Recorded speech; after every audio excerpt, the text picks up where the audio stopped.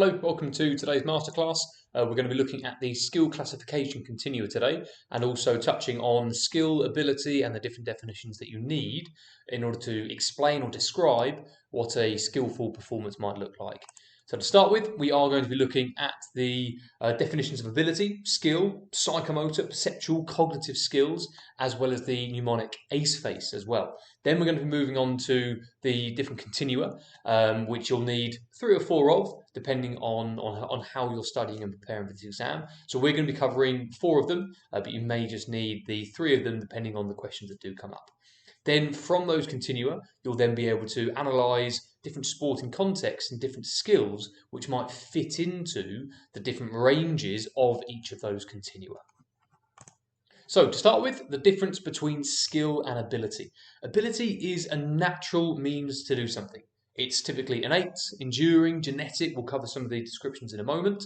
But ability is something that you're normally born with. You can do it naturally. Whereas skill is then building on top of those natural tendencies and refining something or learning something which you can do better. So ability is to be able to naturally do something, and a skill is to have then improved those natural means and to have made them better. So ability, natural means and awareness to do something. It is innate. You are born with it. It is pre-existing, be it physical or cognitive. Some people are naturally stronger. They have different ratios of muscle fiber type. Just like cognitively, people can understand space, shapes, colors, designs. They can interpret their environment differently to someone else, for example. So, for example, you can stand, walk, and run into space when playing tag or it. As a child, that's a natural ability to see space, to identify that as being safe in the context of the sport, therefore you know to run into it. But a skill is to then build on top of these, to refine them, to make them better. So we've got language such as learned, trained, developed. We acquire a skill, whereas with an ability, we already have it. So if we were to build on top of this playing tag as a child and develop it into a skill, well, you can study tactics to know how to recognize space better. You can train to move into that space faster. You can become more agile. You can create more effective body positions. Think of an American football player or a rugby player. You know, they have to be able to contort themselves to be able to dodge and dive and avoid defenders who are trying to tackle them. So some examples could be from the ability side of things, coordination. Your natural ability to move your limbs in a way that you know where they are in space. It's linked with this idea of kinesthesis or kinesthetic awareness, knowing where your body is at all times. Reaction times, being able to process information rapidly in your brain and then translating that into a response. Balance, observation, problem solving. Your environment is always a problem. It's a set of demands. It's almost like a series of questions that the space is asking you, and you need to respond accordingly. So for example, right now, my computer, my camera, it's all set up at standing height. That's the problem. My response is to remain standing in line with it. In sport, the environment changes, the positions of the opponents, the speed of the object changes. That's a problem. How are you going to solve it? And there's a natural ability to find these problems and solutions quicker and more elaborately. Skills, on the other hand, well, we can learn to do a lot of these things better and in combination with each other. So we can produce specific actions such as a layup in basketball, a golf drive, to be able to run 1,500 meters, 4, 5, 6 minutes rapidly, to not fatigue, to train our different muscle fibers so that they can endure lactic acid. F1 driving, very, very fast cars, high G forces. You're not naturally born as a driver. You can be born naturally with abilities that might help you become a really good driver, such as speed of thought, reactions, kinesthesis, extended beyond the body to the car. Now, within skill, we do have 3 different types. We're going to look at each of them. The first one is psychomotor. Okay, psychomotor. If you almost split that word in half, psycho meaning mind, psychology, and then motor, our motor skills. It's the skill of putting thoughts into actions. So typically we're doing things accurately or we're doing things quickly. Now we're thinking of a movement and we can create the thought accurately in front of us. We can get it out into the real world. So I'll put this example here of speed stacking. I don't know if you've come across that or given that a go, but it's a predefined motion. Now the cups aren't changing. They're the same weight, they're the same dimension, and the speed stackers they can practice this movement action over and over and over again. They can refine their psychomotor skill. They have a very clear picture of how those cups need to look at the beginning and end. They know the correct sequence that they need to move their hands in. And the result is, well, you can see on the clock there, 0.9 of a second. They could put up one stack in less than a second. Now, if you or I were to try that first time round, it would probably take 6 or 7 seconds to put up a couple of cups because we haven't refined that thought into action. Next, we have a perceptual skill. Now, this is the ability to interpret the ever-changing environment. So we're not actually in action at the moment. We're not creating a movement response, but a perception is to take all the information in from our environment, from the display, and to almost paint an accurate mental picture to then almost see patterns and see what might start to evolve. So I've put this example here of American football, where a quarterback, okay, so once that pop happens, or the snap, and they have the ball, they're watching all of the players, teammates and opponents, they're watching the environment unfold. And they might have to be looking out for a block, a tackle, a potential threat, a breakout where they actually can throw it to a running back. Now they've got to watch all of this and they've only got a second or two to work out, okay, what are the problems? What are some of the ways that I can respond?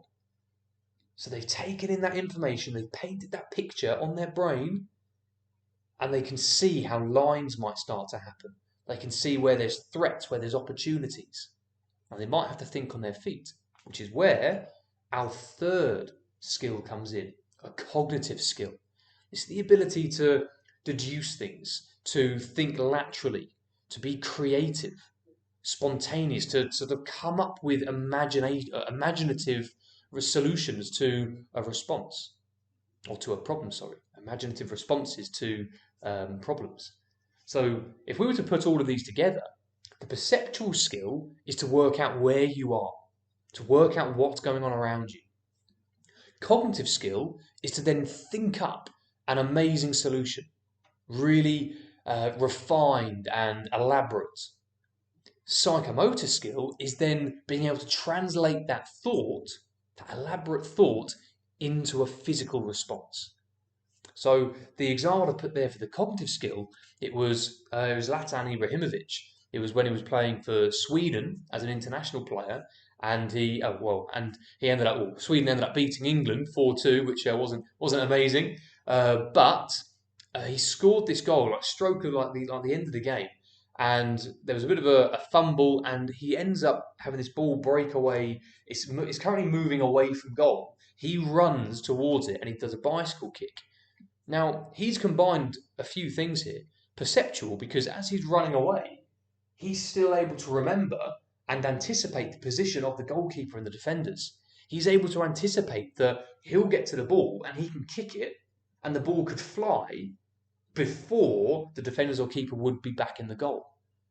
The cognitive skill is to actually think of this as a solution, to actually put the bicycle kick into the context outside of the box, facing away from goal. It was very elaborate, very creative, but he also had the psychomotor skill of being able to produce enough power, enough accuracy, enough coordination to pull off a kick like that. So 3 types of skill. Sorry, that was meant to say skill there, not skillful in the title, do apologise. So 3 types of skill. What we're now going to look at is characteristics of a skillful performance. And we have a mnemonic, which I'll tell you about in a moment. But the reason we need this ability to describe quality of performance is because sometimes it's difficult to notice the improvements or the differences between a novice and an expert.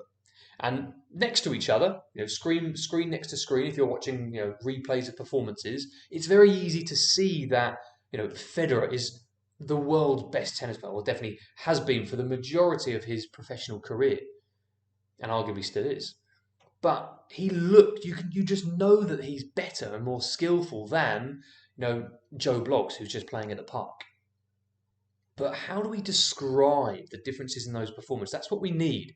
Yes, we can compare world titles. We can compare serve speed, success percentages, unforced errors. We can look at the numbers. But what about during performance? Now, what about the qualitative? Well, we can use descriptive words and we can use ace face to remember them. So ignore the descriptions for now. Just look at the actual terms themselves. So A, aesthetic or aesthetically pleasing. C, consistent. E, efficient. Fluent. Accurate. These are all adjectives describing how a movement could look. Controlled, economical. So if something's aesthetic, it's good looking. So it's appealing to the eye. So if the performer is able to perform a movement action, a skill in sport, but it can look good. It can look effortless. It can look enjoyable. It can look energetic, exciting. And typically, it's the autonomous level performers, if we refer to Fitz and Posner's 3 stages of learning. It's the autonomous performers that can perform aesthetically. Consistent means that they can do it over and over again. It's repeatable with very little variation. Efficient means that they don't waste time. They don't waste, superfluous movements. If they're trying to kick a ball, they don't do elaborate arm actions. They do what's necessary. Fluent. It's got a smooth transition from preparation into execution, into recovery, then into the next skill. It's often described as poetry sometimes, so rhythm and flow and tempo. Accuracy. Are the limbs or the objects, are they moving at the right lines, at the right angles, at the right speeds? Are they hitting the right precise points? Controlled. Is the performer the one deciding how quickly they move, where they move, or is it the environment, which is typically what you'll see with a novice? They lose their balance and gravity starts pulling them around, rather than them deciding how much to let gravity pull them around. And then economical. Obviously, as a top athlete, you don't want to be, wasting energy. You don't want to be spending too much of your limited attention span on 1 or 2 particular skills. You want to, complete those with as little focus and free up the rest of your focus and attention to focus on perception and perhaps your next skill or thinking creatively. So ACE-FACE is a useful mnemonic or acronym to help you remember those ones there. Aesthetic, consistent, efficient, fluent, accurate, controlled, economical, ACE-FACE. Right, moving on to our next section. We're looking at skill classification, and in particular, we're looking at continuums.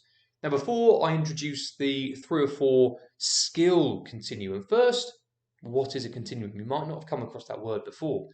Well, it's basically a scale, and we've got a range from one extreme to another, and it's linear. So something is typically not, very few things will be at either end solely and specifically at one end. They'll be somewhere in between. They'll have the majority of one end and the minority of another end. So we can plot skills on each continuum because each end, they're almost the opposite of each other. So when we look at a skill, whereabouts is it? Is it more of one or more of the other? So some examples could be happy, sad. You're very, very, very rarely all 100% happy. There might be a couple of things that you are a little bit down about. So you wouldn't be all the way at the happy end, you'd be a little bit back. Hot, cold.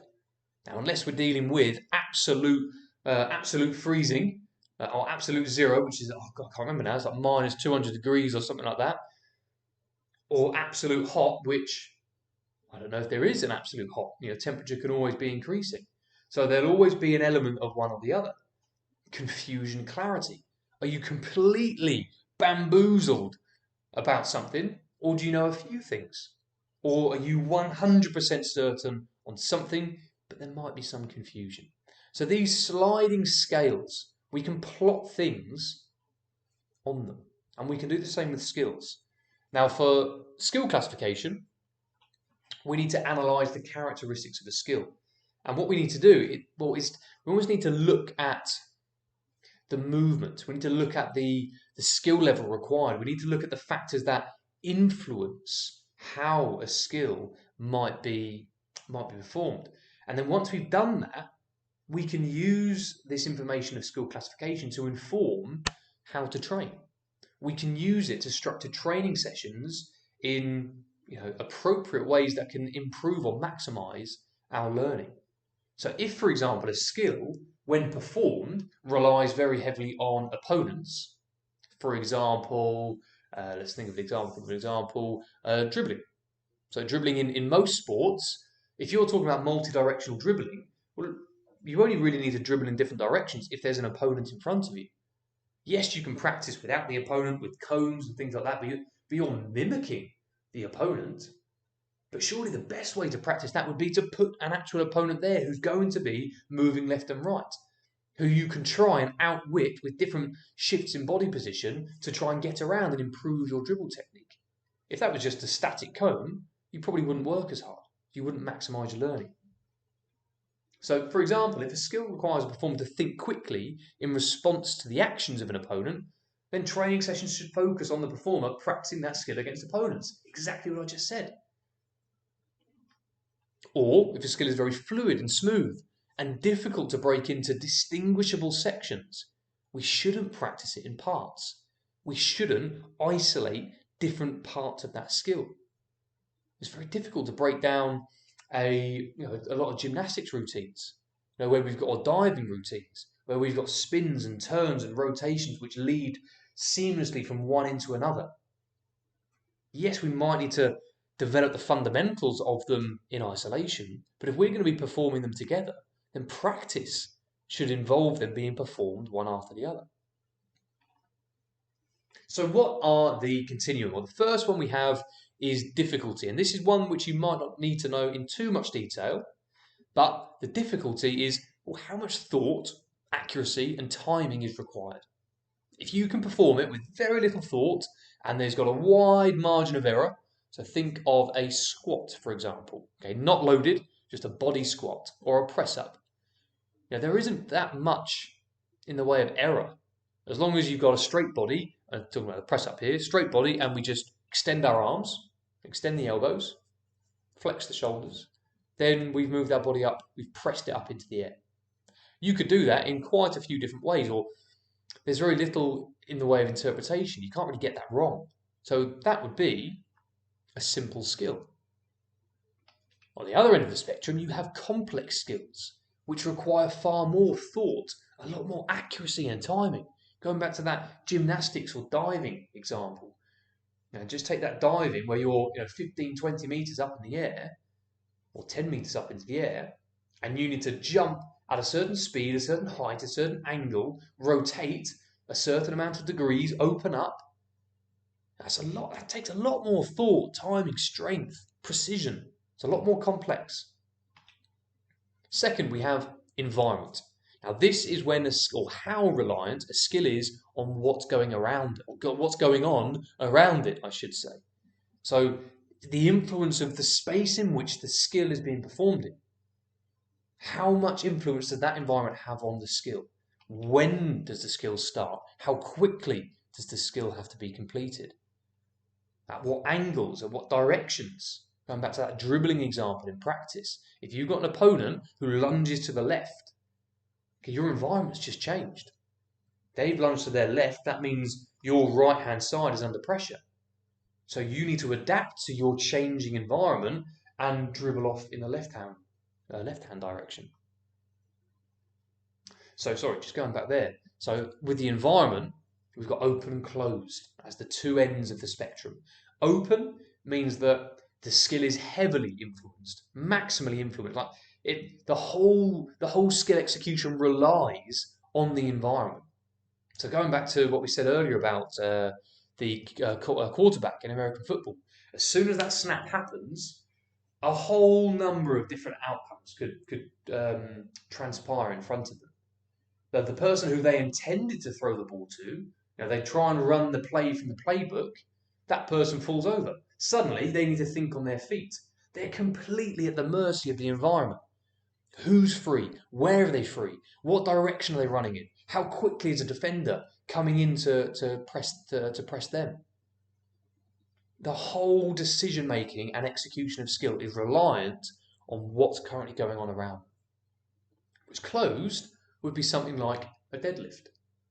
So an Olympic weightlifter comes out and they know that they've got a bar of a certain diameter, a certain width, a certain weight, a certain height off the floor. They've got their preset equipment, their routine. They know that they've got a certain amount of time to get their lift done. They go out, they produce the lift, they put it back down, and they're done. They would have been in that same environment loads of times before. Muscular involvement. How many and how much are the muscles used? Fine skills where we use low contractile force, smaller muscles. We might still use a lot of quantity of muscles. There might be lots because we need to come up with dexterous movements, very precise and agile and accurate movements, and that might require the working together of hundreds of different small muscles. I can't remember what it is now, but it's something like it takes like 17 muscles to smile and 60 muscles to frown. Now that's a very accurate and small, fine skill to be able to frown, smile, or to tweak your eyebrows.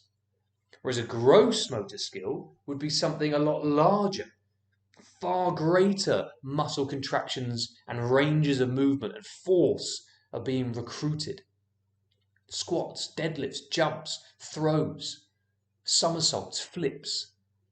Your whole body is being recruited in some way, shape, or form. It might not be the muscle that's causing the main movement, but that muscle will be contracting to hold different bones in place.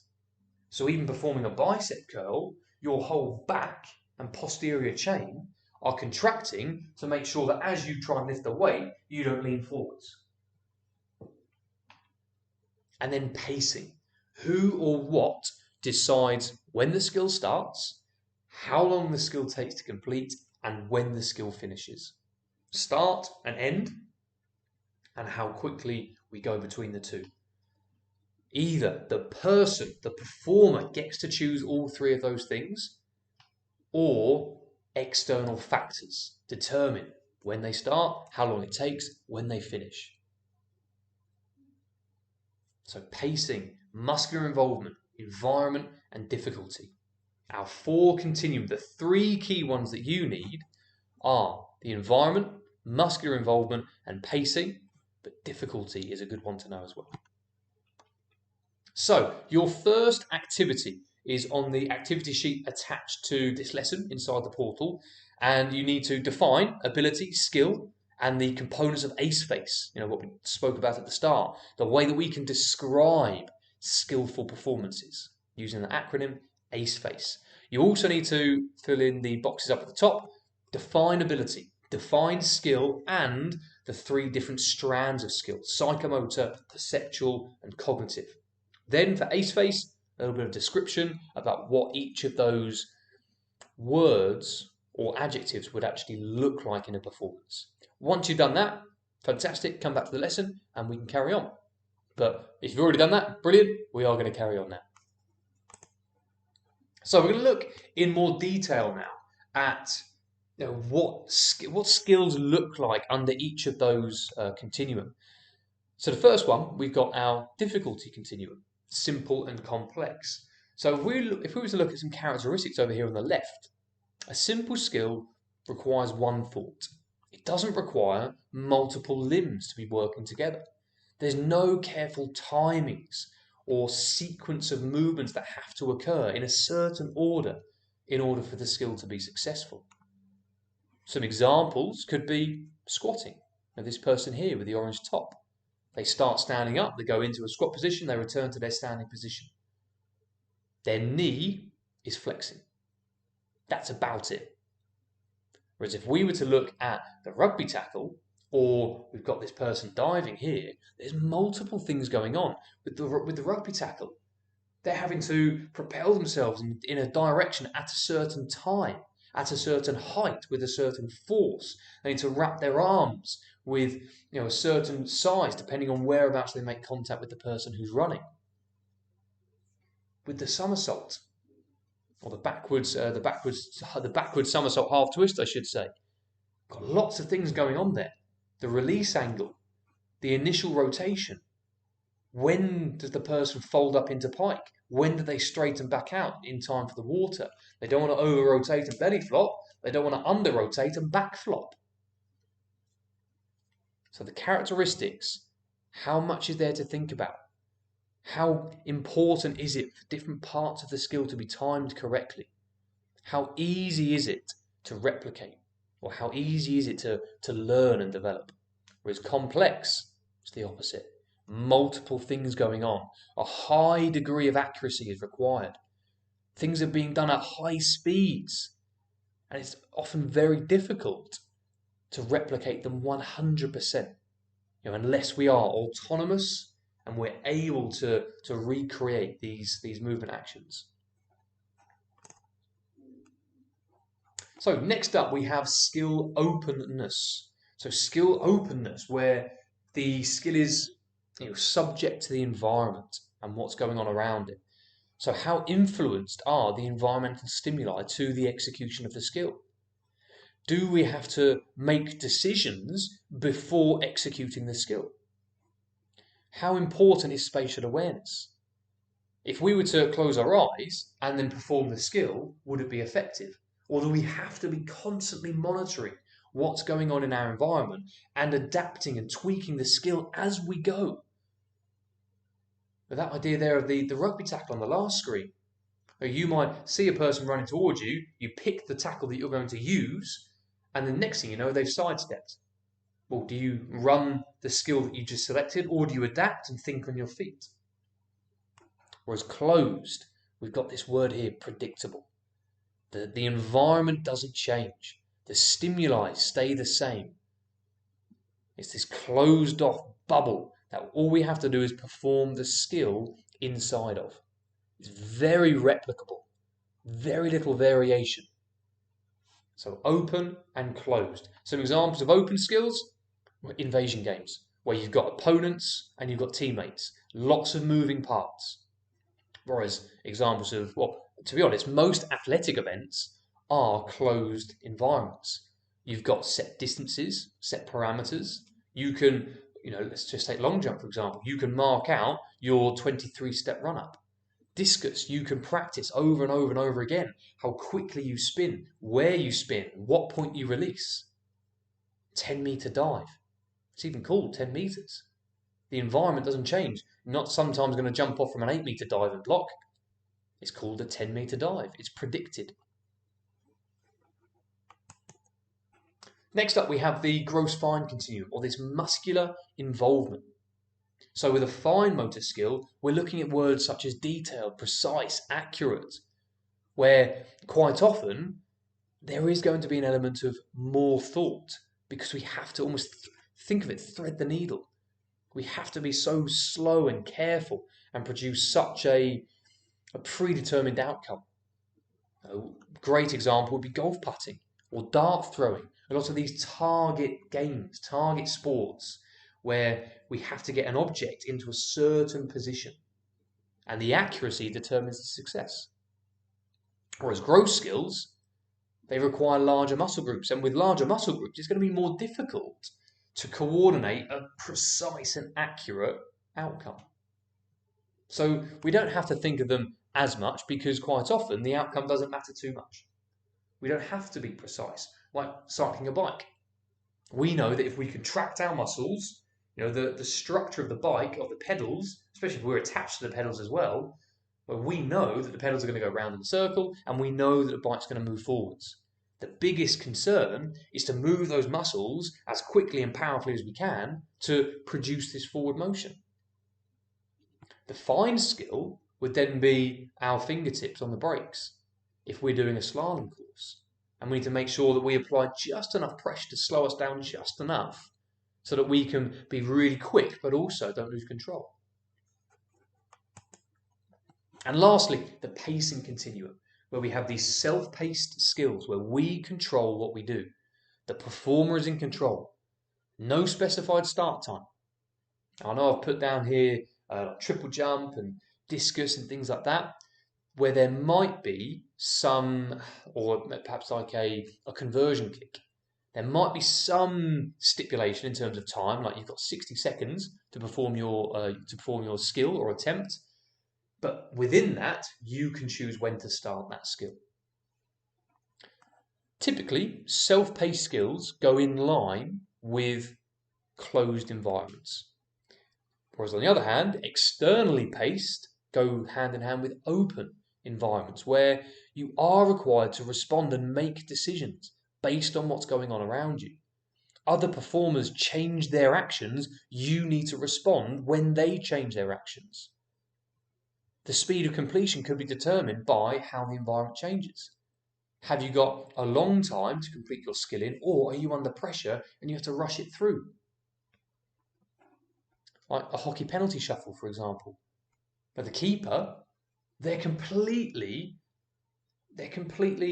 almost not at risk. They're at the disposal of the attacker. How quickly are they going to come running up? Yes, there's the larger time limit of how quickly the attacker needs to get their shuffle shot off. But the keeper is completely at the mercy of the attacker. Are they going left or right? Are they running at me fast or slow? Are they going to shoot early or late?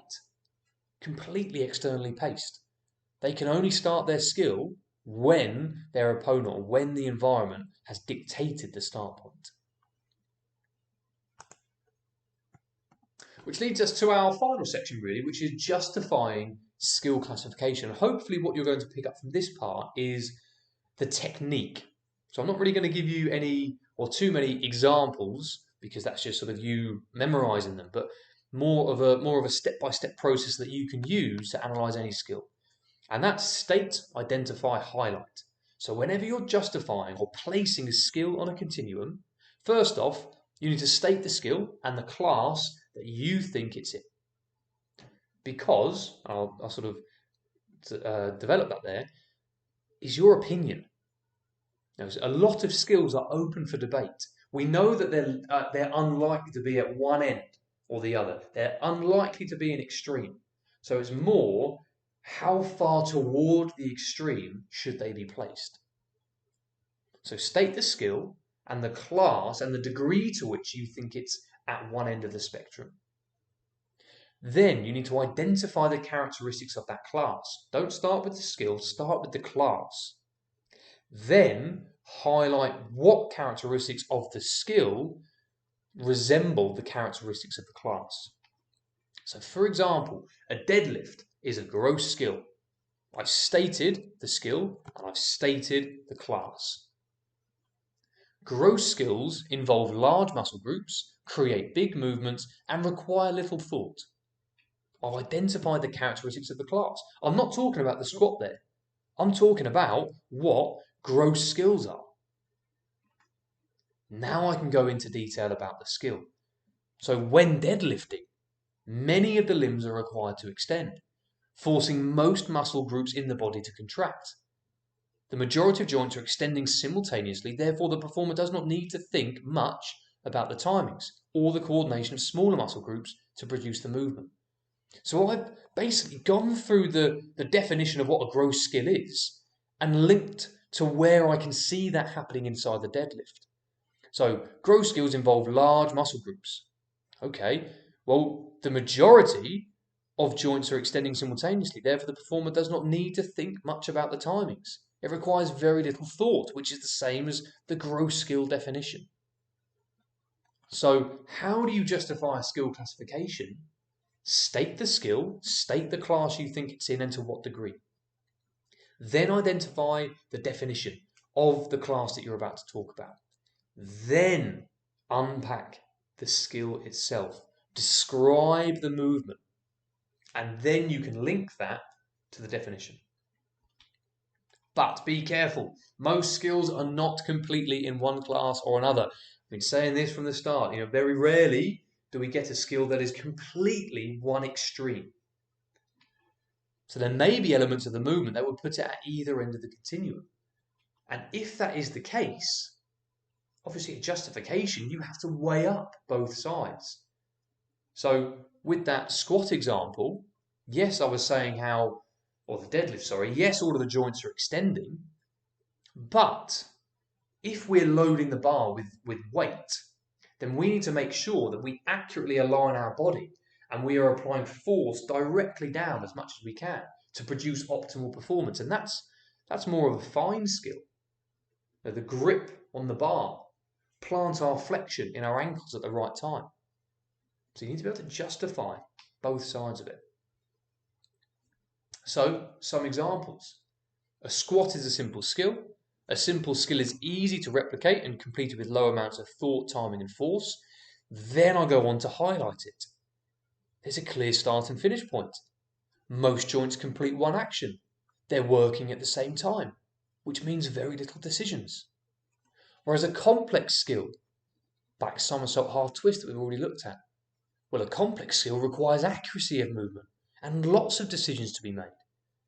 Or this skill, there's multiple stages of it. Different things are happening at different times. Multiple limbs need to complete multiple movements during the skill. Any mistake could lead to injury or skill failure. Very complex. Open and closed. Handball. We've already discussed that as an example, as an invasion game. Well, what is an open skill? It's where the skill needs to be responding to the environment as it unfolds. Here, the defender doesn't know when, where, or how they need to jump to block the shot until the attacker has done so. Whereas discus, a closed skill, because it's predictable. Because a closed skill is in an environment that is repeatable. So the performer can train in the right size circle. They can develop the right sequence of movements that won't change as a result of the discus environment. There's always going to be a circle, the same size, with the same netting, with the same direction of throw. They can prepare for the environment. Gross and fine. A dart throw, fine skill. Small muscles. Yes, there might be quite a few, but it's a small muscle group. Very low contractile force, where the most important factor is to get the trajectory and the accuracy. Sometimes you see a darts player, they throw their first dart, they block a section, or the bed it's called, so they have to step like 3 centimetres so they can try and now throw it and almost put it around the flight of the first dart that they threw. Whereas a deadlift is very gross. Why? Well, gross skills involve large muscle groups to create big movements, which is what we see when we deadlift. The muscle groups are forcing upwards, or our skeleton to go upwards against gravity, lifting weight with it. There's not a lot of thought with the timings because there's a clear start, clear finish, and it doesn't matter what's going on around it. But it's a gross skill, large muscles, large contractions. And lastly, pacing. We've got triple jump. I spoke earlier about how, yes, we might have the bigger time frame of you've got a minute to start your skill, but within that minute, the performer can psych themselves up. They can choose, or as soon as it's their turn to jump, they can prepare for themselves. They can make sure that they've got their run-up all set up, and they can then transition as quickly as they want through the cadence of hop, skip, jump. They're deciding how they execute it. Whereas external, again, some defending, where a netball defender has to rely on the actions of their opponent, the calls from their teammates. And if they don't listen, if they don't watch, if they don't take stock of what their external factors are doing, then they won't be successful because the skill relies on what's going on around them. Now, that was a very sort of quick run through on some of those examples and that idea of state, identify, and then highlight. So definitely complete activity 2, which is a description of the 3 core continua that you do need. Try and include some sporting examples as well as some characteristics of the skill. And there's also space on that sheet as well where you can practice this state, identify, and highlight technique that we've just been going through. So if you want to have a look at that in more detail, then definitely either pause this video or go into the PowerPoint and just spend a little bit more time looking at almost the language and the sentence structure of that state, identify, highlight. But completing activity 2 will be more than sufficient. So definitely download that, print it off, or do it electronically and complete that one. Which brings us up to the end. So hopefully you now know definitions for ability, skill, psychomotor, perceptual, and cognitive. Hopefully you know the different continua. We looked at muscular involvement, we looked at environment, we looked at pacing, and we looked at difficulty as the bonus one as well. And now you have the tool, you have the skill to be able to analyze any skill and place it on the continuum and then justify it using that 3-step process. State, identify, highlight, and make sure you do that for the positives or the class that you are trying to argue it's in, but also you can refer to the parts of it that might put it closer to the other end of the spectrum. Which brings us to the end. So I hope you found that useful. Definitely revisit this, have a look at the PowerPoint again, and then obviously return to Learning Zone 3, where you can access all of the other PowerPoints and activity sheets for the rest of the content. So hope you found it useful, and I look forward to being with you again soon. Bye now.